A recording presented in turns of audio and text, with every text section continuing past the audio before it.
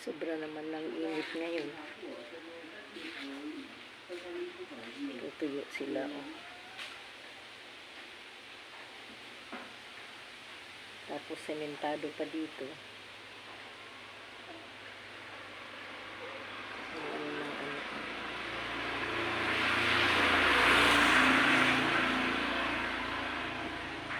Yung puti na aking katleya na maliliit ang dahon. Tapos may baston din yun. Sobrang init po. Ang aking ubas na tuyo na.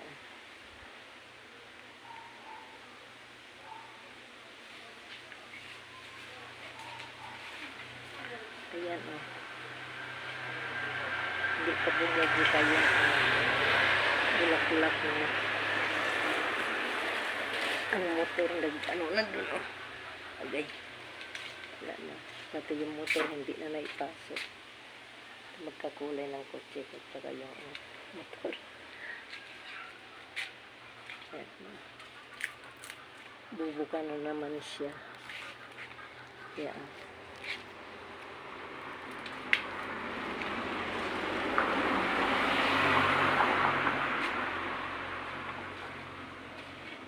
Meron pa doon.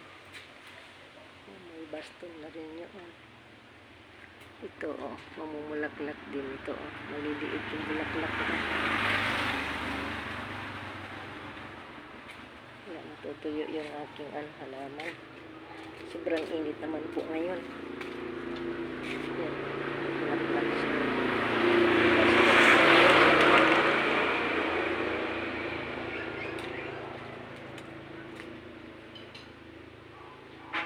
Tuyo yung aking mga halaman. Samantalang ang ulan ay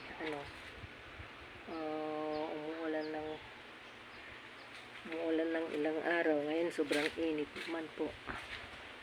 Pero ang bulaklak ko.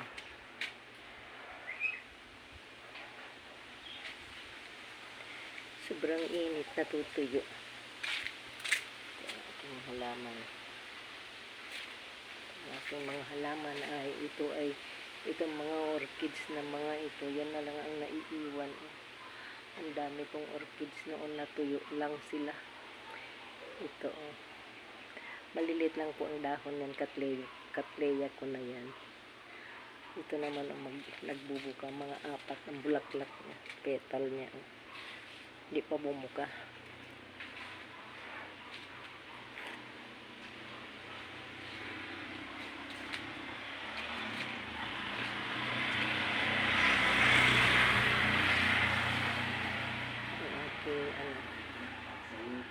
Orchids, yan na lang po ang naiiwan.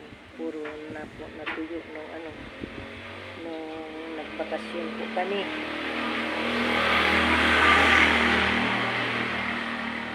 Napabayaan ng kasi 2 taon kasi ako wala dito. Tapos yung asawa ko nasa Timor. Tapos ako nasa Ilocos naman. So hindi na alagaan ng gusto yung aking mga orchids. Kaya wala naman tayong magagawa kasi pinabantay lang naman natin po itong bahay, pati yung mga halaman. So grabe ang init, oh, guys. Ang hindi ng tapos iniwan pa ng asawa ko yung motor doon sa labas, eh. Kasi anong oras siya saya ng kotse namin.